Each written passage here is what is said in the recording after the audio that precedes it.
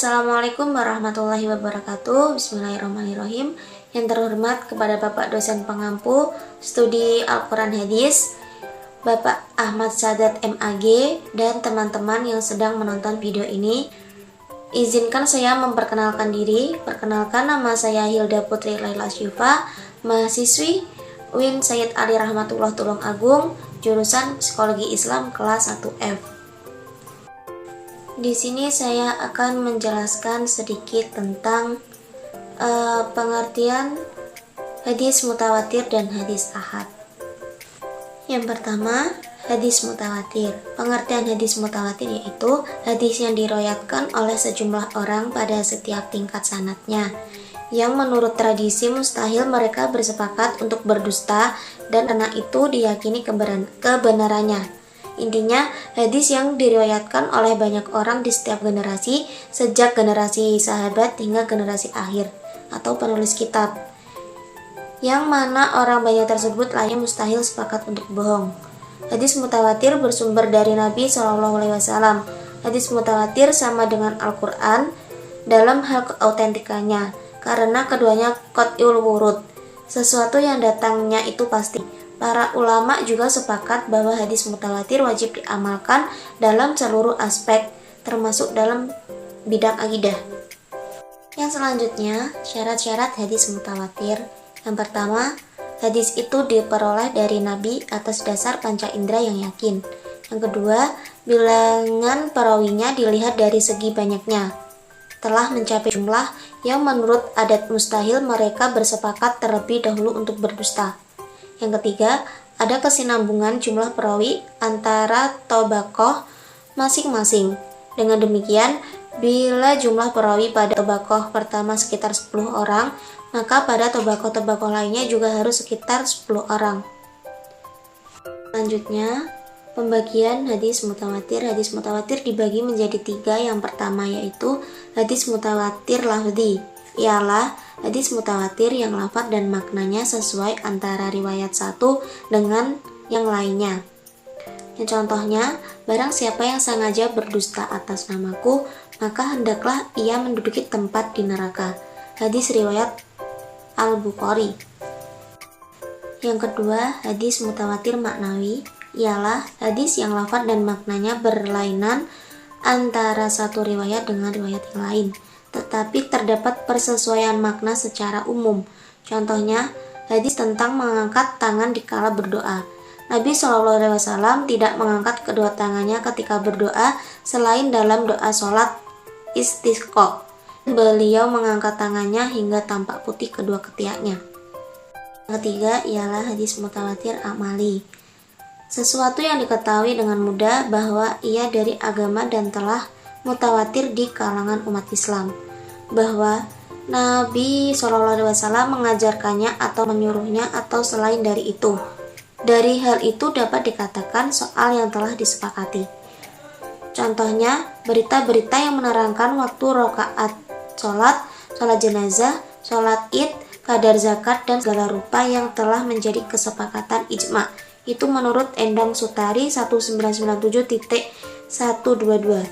Yang kedua ada hadis ahad. Apa sih yang dimaksud dengan hadis ahad? Hadis ahad ialah hadis yang para rawinya tidak sampai pada jumlah rawi hadis mutawatir, tidak memenuhi syarat persyaratan mutawatir, dan tidak pula mencapai derajat mutawatir. Karena hadis ahad ini jelas tidak mencapai derajat mutawatir, maka keterikatan orang Islam terhadap hadis ahad ini tergantung pada kualitas periwayatnya dan kualitas persambungan sanadnya. Pembagian hadis ahad. Hadis ahad dibagi menjadi 3, yaitu hadis masyhur, hadis aziz, dan hadis gharib.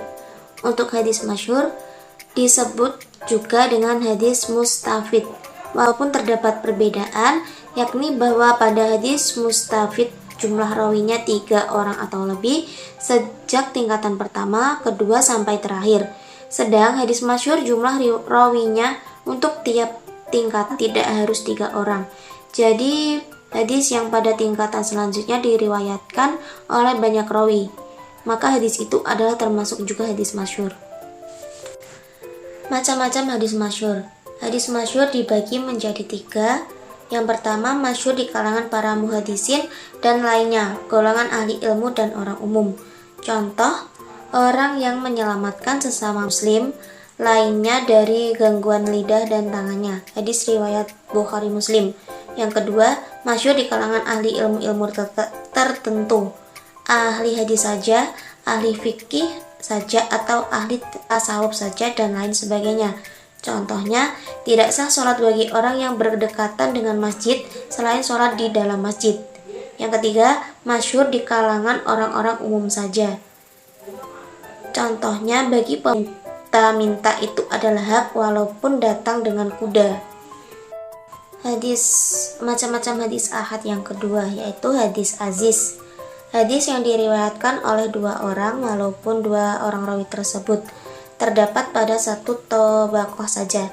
Kemudian setelah itu orang-orang pada diriwayatkan orang banyak. Berdasar pengertian tersebut bahwa hadis aziz bukan yang hanya diriwayatkan oleh 2 orang rawi pada setiap tobaqoh, tetapi selagi ada pada salah satu tobaqoh saja didapati 2 orang rawi sudah bisa dikatakan hadis aziz. Untuk contohnya, tidaklah beriman seseorang di antara kamu hingga aku lebih cintai daripada dirinya, orang tuanya, anaknya, dan semua manusia. Hadis riwayat Bukhari Muslim. Untuk yang ketiga ada hadis gharib. Hadis gharib, hadis meriwayatkan di mana saja penyendirian dalam sanad itu yang dalam sanadnya terdapat seorang yang menyendiri dalam terjadi. Hadis gharib dibagi menjadi 2, yaitu gharib mutlak dan gharib nisbi. Gharib mutlak, penyendirian hadis gharib mutlak ini harus berpangkal di tempat asli sanad, yakni tabi'i, bukan sahabat, karena yang menjadi tujuan memperbincangkan penyendirian perawi dalam hadis ini untuk menetapkan apakah ia dapat diterima atau tidak. Sedangkan gharib nisbi, penyendirian seorang rawi bisa terjadi berkaitan dengan keadilan dan kedobitan perawi atau mengenai tempat tinggal atau kota tertentu. Sikap para ulama terhadap hadis ahad. Kedudukan hadis mutawatir. Para ahli ilmu berpendapat bahwa hadis mutawatir itu wajib diterima dengan yakin dan wajib diamalkan. Hadis mutawatir sama derajatnya dengan nas Al-Quran. Jadi hadis mutawatir itu derajatnya sama dengan Al-Quran. Karenanya mengingkari hadis mutawatir sama dengan mengingkari Al-Quran dan dihukum kafir. Jadi kalau ada seseorang yang mengingkari hadis mutawatir, dia bakal dinyatakan kafir. Dikutip dari Hasbi As-Siddiqi 1987. Yang kedua, kedudukan hadis ahad. Menyatakan bahwa hadis ahad yang telah memenuhi syarat dapat dijadikan dalil untuk masalah akidah selama hadis tersebut tidak bertentangan dengan Al-Quran dan hadis-hadis yang lebih kuat. Yang ketiga, pendapat ulama tentang pemakaian hadis ahad. Sebagian ulama menetapkan bahwa hadis ahad itu wajib diamalkan dalam urusan amaliyah, ibadah dan hukum badan saja, tidak boleh dipakai dalam urusan akidah. Terima kasih atas perhatiannya. Itu tadi sedikit penjelasan tentang hadis mutawatir dan hadis ahad. Apabila ada kurang lebihnya mohon dimaafkan. Sekian dari saya. Wassalamualaikum warahmatullahi wabarakatuh.